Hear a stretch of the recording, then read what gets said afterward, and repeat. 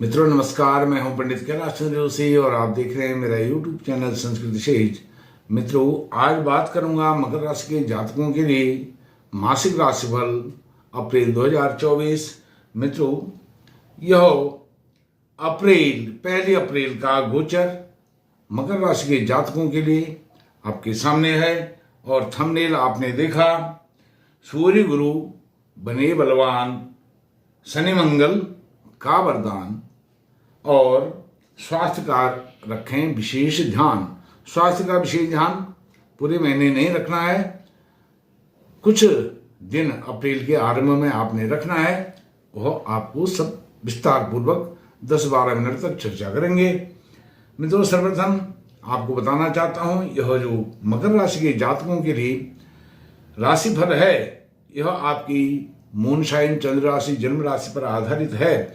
यदि आप अपने जन्म पत्रिका का विश्लेषण कराना चाहते हैं तो वीडियो पर चल रहे नंबर पर आप संपर्क कर सकते हैं। मित्रों, यदि आप ज्योतिष से प्रेम करते हैं, ज्योतिष में विश्वास रखते हैं, तो मेरे चैनल को आप सब्सक्राइब भी कर सकते हैं। मेरा एक अन्य चैनल हरिप्रिया जोशी, उसको भी आप सब्सक्राइब कीजिए। मित्रों, सर्वप्रथम जो स्वास्थ्य की बात है उसी पर चर्चा करता हूं।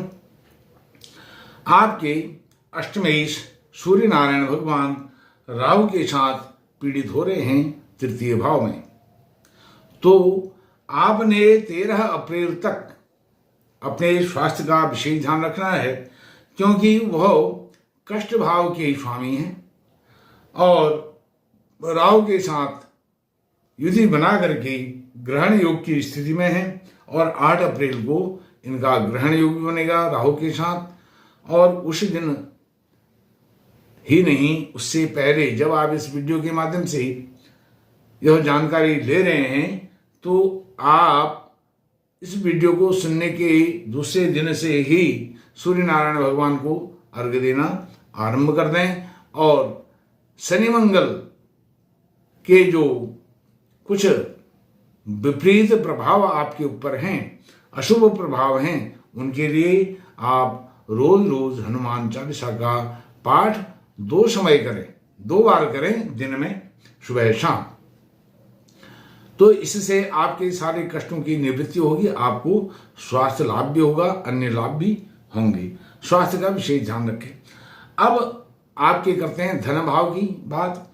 धन भाव में परिवार कुटुंब में आपके लाभेश जो धन के स्वामी हैं, वह धनेश हैं, वह आपके लाभ भाव में बैठे हैं, आपके धन भाव में बैठे हैं, द्वितीय भाव में बैठे हैं, लाभेश होकर के मंगल, यह बहुत अच्छी स्थिति है। और शनि वहां पर मूल त्रिकोण में हैं, अपने ही घर में बैठे हैं, आपकी राशि के स्वामी होकर के।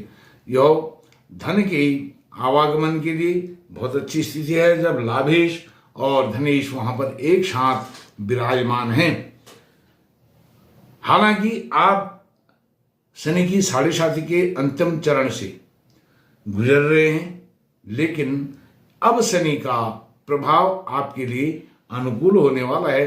ठीक 1 साल आपकी 7.5 का रह गया है। ऐसे में शनि महाराज आपकी राशि को छोड़ते हुए आपको अब लाभ देने वाले हैं। लाभ देने की स्थिति में वो आ गए हैं, क्योंकि ठीक 1 साल रह गया है। 2025 मार्च में आपकी 7.5 समाप्त हो जाएगी। बात करता हूं तृतीय भाव की। तृतीय भाव में जैसे मैंने बताया, अष्टम भाव मृत्यु भाव के, आयु भाव के स्वामी सूर्य नारायण भगवान वहां पर पीड़ित हो रहे हैं और सूर्य और राहु के वहां पर होने से एक प्रकार से देखा जाए तो अच्छा प्रभाव है। अच्छा प्रभाव अर्थात तृतीय भाव में राहु सूर्य यह दोनों क्रूर ग्रह विराजमान हैं, तो तृतीय भाव में क्रूर ग्रहों की युति बहुत अच्छी, विपरीत क्रूर ग्रहों का वहां पर गोचर बहुत अच्छा माना गया है, ऐसे हमारे फलित सिद्धांत शास्त्र कहते हैं। और वहीं पर शुक्र भी उच्च के हो रहे हैं। तो सूर्य, राहु और शुक्र, यह तीनों की जो जोड़ी है, यह आपके साहस को तो बना के रखेगी, लेकिन उसमें जो राहु है आपके साहस को अति साहसिक न बना दे, आपके विश्वास को अति आत्मविश्वास में न बदल दे, अति आत्मविश्वासी ना बना दे, इसलिए आपको उसका नुकसान हो सकता है। आपका साहस अति साहस व दुस्साहस में परिवर्तित हो सकता है, इसका आप ध्यान रखें। साहस पर कंट्रोल रखें, वाणी पर कंट्रोल रखें। साहस यह नहीं कि जो कार्य आपके बस का नहीं है उसको करने के लिए भी आगे आपने नहीं जाना है। सोच समझ करके किसी भी कार्य को करना है, किसी निर्णय तक पहुंचना है। और शुक्र यहां पर रहेंगे आपके 24 अप्रैल तक, बहुत अच्छी स्थिति है। शुक्र आपके पंचमेश भी हैं और वहां पर सूर्य के साथ विराजमान हैं। सूर्य नारायण भगवान 13 अप्रैल को आपके चतुर्थ भाव में, शुभ भाव में आ रहे हैं। यह बहुत अच्छी स्थिति है। और जो सुखेश हैं वह मंगल आपके एकादश भाव में विराजमान है, अर्थात शुभ भाव से लाभ भाव में वह विराजमान है। इसलिए मंगल शुभ भाव को भी आपके भौतिक संसाधनों को बढ़ाने के लिए, आपकी प्राइमरी एजुकेशन को बढ़ाने के लिए और आपके माता जी के साथ अच्छे मधुर संबंध बनाने के लिए, आपके घोड़ा गाड़ी भूमि भवन वाहन जमीन जायदाद में निवेश करने के लिए मंगल बहुत अनुकूल हैं। और वह यहाँ पर रहेंगे 23 अप्रैल तक। 23 अप्रैल के बाद वह आ जाएंगे आपके तृतीय भाव में। जब वह तृतीय भाव में आएंगे तो बहुत ही आपके साहस में, पराक्रम में, पुरुषार्थ में कोई कमी रहने वाली नहीं है। अर्थात यह मिला जुला फल आपके लिए है। और मंगल आपके लिए वरदानी है दूसरे और तीसरे भाव में जाने के बावजूद भी। दूसरे भाव में अपनी शत्रु राशि के साथ वह शनि के साथ विराजमान है, इसलिए पूर्ण फल नहीं दे पा रहे हैं। और तृतीय भाव में जब आएंगे वहां पर भी वह अपने शत्रु राहु के साथ विराजमान हो जाएंगे, अर्थात दोनों भाव में वह मैलेफिक की स्थिति में है, इसलिए वह पूर्ण फल नहीं दे रहे। लेकिन पूर्ण नहीं, आधा अधूरा जितना भी देंगे, आपका जीवन, आपकी संतुष्टि इसमें बहुत हद तक होने वाली है। इसीलिए लिखा है सूर्य गुरु बने बलवान। अब गुरु महाराज आपके शुभ भाव में विराजमान हैं और वह द्वादशेश हैं, बेश हैं। बेश होकर के शुभ भाव में विराजमान हैं, तो कैसे वरदानी हो गए, बलवान कैसे हो गए?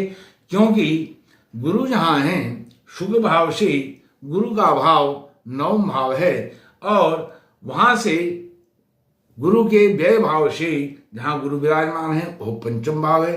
तो नवम पंचम की स्थिति में गुरु बहुत अच्छी, मतलब त्रिकोण की स्थिति में गुरु महाराज हैं, तो वह बलवान हैं अपने घर से। और पंचमेश उच्च शिक्षा, कॉम्पिटिटिव एग्जाम, संतान पक्ष के जो स्वामी शुक्र हैं, वह शुक्र उच्च के आपके तृतीय भाव में, पुरुषार्थ के भाव में, भाइयों के भाव में, पड़ोसियों के भाव में बैठे हैं। पड़ोसियों से, भाइयों से अच्छे मधुर संबंध होने वाले हैं। कॉम्पिटिटिव एग्जाम में आप आकर्षक अर्थात जो आपने कल्पना नहीं करी है उस प्रकार का रिजल्ट, आपको आकर्षक रिजल्ट मिलने वाला है कॉम्पिटिटिव एग्जाम में, उच्च शिक्षा में। और आपके जो दशम कार्य क्षेत्र के स्वामी हैं वह भी शुक्र हैं, इसलिए शुक्र आपके लिए कार्य क्षेत्र में, कर्म में, जॉब में, नौकरी में, बिजनेस में, चारों तरफ से आपको 24 अप्रैल तक बहुत ही लाभ देने की स्थिति में है, क्योंकि शुक्र वहां पर बलवान हैं। पुरुषार्थ, पराक्रम, कार्य क्षेत्र का ही एक दूसरा नाम है पराक्रम भाव। अब बात करता हूं छठे भाव की। छठे भाव में के जो स्वामी हैं और बुध महाराज आपके अभी चतुर्थ भाव में विराजमान हैं, लेकिन 9 अप्रैल को वह चतुर्थ से तृतीय भाव में, अर्थात उल्टी गति करके रेट्रोग्रेड होके वह जाएंगे वक्र गति से मीन राशि में। अब मीन राशि में जब वक्र गति से जाएंगे बहुत अच्छे मजबूत हो जाएंगे, अर्थात एक क्रूरता का भाव उनमें आ जाएगा। तो तृतीय भाव में वह क्रूर ग्रह की स्थिति में रहेंगे और क्रूर ग्रह कैसा वह व्यवहार करेंगे, उनका स्वभाव ऐसा हो जाएगा। और तृतीय भाव के स्वामी होकर के आपको सडन ऑफ बेनिफिट वहां पर वह देंगे। अर्थात जो छठा भाव है, छठा भाव रोग ऋण शत्रु का भाव है, जो आपको सूर्य के तृतीय भाव में रहने पर कष्ट आपके स्वास्थ्य में नुकसान हो रहा था, वह बुध महाराज 13 अप्रैल से पहले पहले 9 अप्रैल को ही वहां पर जा करके बुधादित्य योग बना करके आपको स्वास्थ्य में, रोग में, ऋण में, इसमें बहुत लाभ देने वाले हैं। आपका जो दाम्पत्य जीवन है वह सामान्य रहने वाला है, उसमें कोई नुकसान वाली, हानि वाली बात नहीं है। अष्टमेश सूर्य मैंने आपको बता दिया है, और लाभ है भाग्येश जो बुध हैं वह आपके 8 अप्रैल तक बैठे हैं शुक्र भाव में। तो शुक्र भाव में भाग्येश का होना बहुत अच्छी बात है, और उसके बाद वह अपने नीच राशि में जाएंगे तृतीय भाव में। वहां से वह वक्र गति से बहुत अधिक ओजस्वी तेजस्वी होकर के अपने उच्च भाव को, नवम भाव को देखेंगे, तो कन्या राशि को देखेंगे, तो यह अपने आपके प्रारब्ध को, आपके भाग्य को यह बहुत बल प्रदान करने वाले बुध यहाँ पर प्रतीत हो रहे हैं। दशम भाव कार्य क्षेत्र आपका बहुत उन्नत होने वाला है, उत्कृष्ट होने वाला है। जो भी आप जहां जॉब कर रहे हैं, नौकरी कर रहे हैं, पद प्रतिष्ठा आपको वहां पर मिलने वाली है, पद प्रतिष्ठा मिलेगी, और उसके कारण ही आपका जो लाभ संबंधित, अर्निंग से संबंधित जो डिजायर्स हैं, पैसे से संबंधित डिजायर्स को पूरा करने के लिए शुक्र यहाँ पर उच्च के हो रहे हैं। 24 अप्रैल तक यहाँ पर रहेंगे, और उसके बाद वह आ जाएंगे मेष राशि में। मेष राशि में आकर के वह आपके ही भाव को देखने वाले हैं। दोनों स्थितियों में आपके हाथों में, दोनों हाथों में लड्डू हैं, और इससे आपके सारे जो लाभ भाव है, उसकी जो डिजायर्स हैं वह पूर्ण होंगी।